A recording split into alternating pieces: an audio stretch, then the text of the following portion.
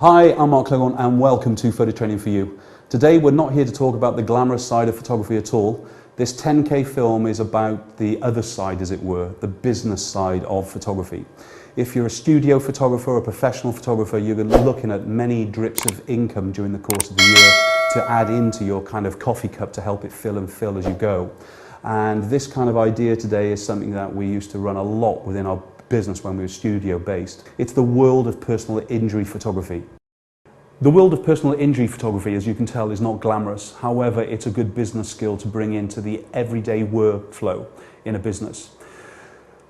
To get into it, or how did I get into it? Well, I got into it many years ago when we were studio based. And one of our clients, who was a bride, she approached us and just asked if we did it, and I didn't really know what she was on about at the time. And she said, she outlined it to me, how they use it in courts or before they go to court as such, to actually use the photographs as evidence, whether it's a falling over in the street or a kind of a negligence during an operation. They need physical evidence to show the kind of the proximity, as well as the size of the size of the scarring, and any kind of malformation within the body, whether it's a broken arm or a leg or something like that. So I'm sorry this isn't very glamorous, but it's business, as I said to you before. That developed on, and we got quite a name for ourselves within the area about doing it. And it wasn't because we were cheap or anything else, because we offered a very good service, a very good turnaround service as well.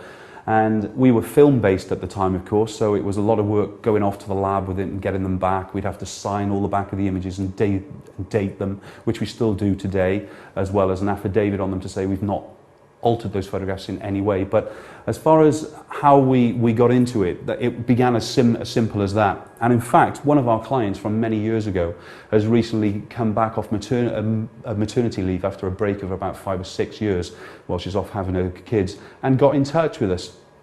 And she said, "Oh, do you still do the personal injury work and things really?" And I said, "Well, yeah, we do, but even though we're not really running a full-time studio anymore." And we began that off again with her. And based on the amounts of money that we charge, which we'll get to in a minute, it's pretty easy as such to develop a small little extra of the business into that kind of a minimum of a 10K a year. So what have you got to do? The first thing you need to do is make sure that you photograph the injury itself from several angles, to make sure that when the person who's going to be looking at them can assess them and actually get an idea of the severity or the kind of the minimal amount of damage to the body or whatever. So you need to make sure that when you're photographing, there is going to be that variety. There's going to be a minimum of 2 or 3 sets of each image that they require to buy from you as well. So you've got to think about that as a part of the business as well. Plus, of course, you're going to be paid a professional fee to be doing those photographs. And remember, these fees aren't coming from the claimant or from the solicitor. They're going to be coming from the people that they're claiming against. So you don't have to feel too bad about high fees, but if you want to work a lot with this, you've just got to be realistic of how you're going to do it and how you're going to go out and get it, as much as anything else. So as I mentioned, how I got back into it was because of one of my past clients. But for you, if you need to go out and get that today, you need to obviously go out and find new clients. And it's pretty easy just going onto the website in your area and looking for the solicitors who specialise in the personal injury. Once you've done that, of course, you're going to have to make a contact with them, try and find out some information in advance of what they need or what they kind of recommend to a client. That should be on the websites anyway. Once you can get an appointment in, then you need to go in with your pricing and actually make sure that you're competitive with whoever's doing the service for them now. If I was you, I would get at least 3 to 5 kind of solicitors to be able to work for, but the average price of a job for us is today around about £500 per job. So you can see it doesn't take a huge amount of work to bring in that 10K that I was on about to you to begin with. Once you're in with the solicitors, then you've got to think about how you're going to work. Are you going to work from a studio base? If you're working from home, perhaps you want to offer a personal service where you go to the client's home, or you go into the solicitor's office itself to do the photography. That's really down to you and how you want to work. But because we're studio based here anyway, we can offer the facility where a client comes to us. The equipment that we use is a minimum, so it's no problem into travel. And even when we're in studio, we keep the equipment down to a minimum, and I'll talk about that a little bit now in a minute. But as far as how you go out and get that work, it's going to take a little bit of work for you to get off your bum, as I said, and go out and find those clients to begin with. What you've got to do is be realistic. You've got to at least match the prices that they're doing now, and you've got to have some kind of USP. In other words, a USP that they're going to be able to say, yep, I'm going to move some of our work over to Mark Clegg Photography instead of Joe Bloggs Photography who's doing it for us now. So think about why. We can turn around the photographs quickly. We can give you a slightly better price perhaps. We can give you a better service on that. Or as I mentioned to you before, perhaps you're going to offer to go out to the client's offices or go to the client's home. So it's really down to your kind of thing. So how much do we charge? Well, we offer two tiers of service. We either offer an at studio price or at the client's home price. The at studio price is £50 plus VAT for the basic session. That's just my professional fee to do the photographs. If it's at the client's home, it's £75 plus VAT. But of course, we then add on travel if it's if it's outside our 20-mile radius anyway. And there are times where we have to charge a much bigger fee as well, because it's going to be quite a lot of work. Perhaps there's very severe scarring with skin grafts having to go out throughout the whole body or whatever it would be. So it's, as I said, it does have to go on its own merit to some extent, but our general fees are those. Then we charge a £15 per print fee. Now, per print, what I mean by that is that if I take a photograph, let's say, of my hand, because it's got a scar on here, then the client isn't going to just want one image of that. They're going to have a minimum of 2, if not 3 photographs, because one's got to go to the defendant's solicitor and one might be ready for court and so on. So think about how you're going to be doing that. The other way is that once they get above a quantity of 5, we do have a reduced fee again. So a 1 to 3 sets of each image, they're £15 each. So from every photograph, that's £45 from every image that I've taken. If they want in 5 sets, we do reduce them down to £10 each. And I do work out with my lab if I'm going for a huge quantity of images, see if I can get a bit of a discount on there. Not to pass that on to the client, but just to actually minimise my expenditure anyway. So think about the variety. Variety you have to shoot to make sure that you are telling the tale of the injury no matter what. So if it was a bad scarring on a leg, you need to obviously photograph to show when the leg is out straight, or when it is bent, or when the arm is bent. And you have to think about the different angles as well. So what does the scar look like, if you're the camera position now, what does the scar look like from the different angles as we move that around? And we have to capture those for the client then, the solicitor, to choose what they feel are the best images to represent their client in the case. So it takes a little bit of kind of just a jiggling around as much as else to make sure you're lighting it well and you are really showing the scar up to its worst. Remember, you can't do any image manipulation at all, because if this thing gets to court and you've done any manipulation to that image as well, you're going to be in trouble. So make sure you don't do that. The general lens that we use is the 24 to 105. That tends to actually allow us to get in close as well. I do have a macro lens which will allow me to get in very, very close and do the close-up kind of intricate small scars. Perhaps a glass has been shattered and it's not only scored the hand with one scar, but perhaps there's hundreds of little scars around as much as anything else, and you might have to do a kind of a map of the hand, and at times we have to use a ruler as well to actually show scale around the image. So there's lots of little things. So as I said to you, make sure when you do go and have your meeting with a solicitor that you understand the brief fully, because the last thing you want to do is do the job and then have to redo it. Speaking about redoing it, there are clients that we used to have in that had to come in basically every 6 months because they had to see how the injury was progressing.